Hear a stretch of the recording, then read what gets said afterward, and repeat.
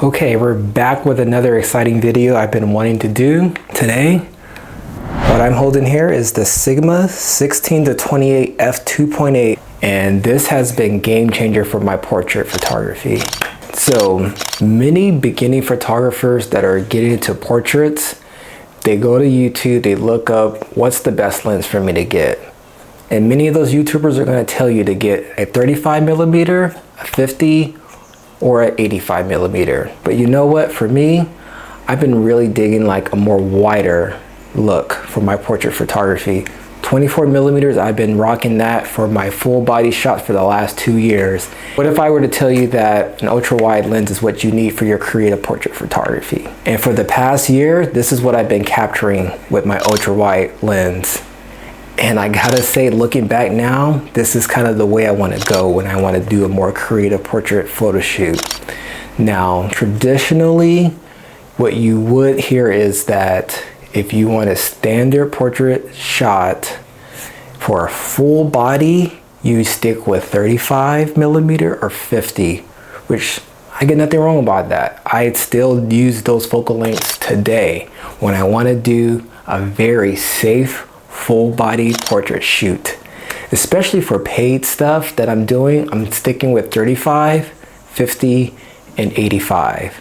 Occasionally I may pull out my 24, but for most of my creative portraits, I'm sticking with my ultra wide lens or my 24.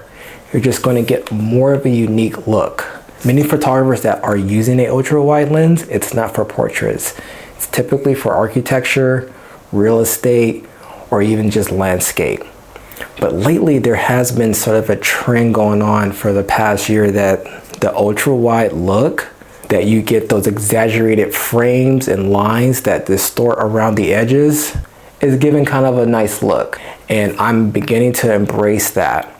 Now, it's always been traditional to not do a lot of wide angle shots with your subject to the closer towards the frame, much like this.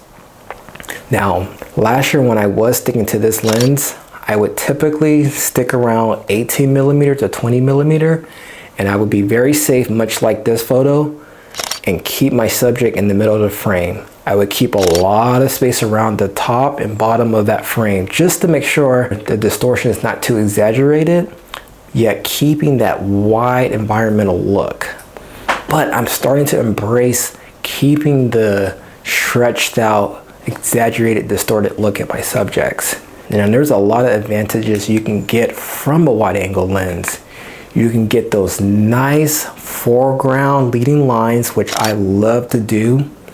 You can definitely show off your entire environment, but keeping your subject still the main focus. Plus, you can get a lot of elements in your frame that doesn't just have the subject the point of focus, but also other things outside of that. So those are just some good creative ways of using the ultra wide lens, getting those nice low angles, even some up top angles too you can get that makes your subject look super elongated. I mean, this is what we're all about when it comes to photography. We're stretching and bending those rules just to create a different, unique form of art. Overall, I believe the ultra wide portrait photography is becoming more and more appreciated. Plus, if you're working with a model or a subject that you can't make good use of the poses, the ultra wide is going to definitely help your images stick out a little bit more. So tell me what you think. Are you using an ultra wide lens for your portrait photography? If not, give it a try. Thanks for watching.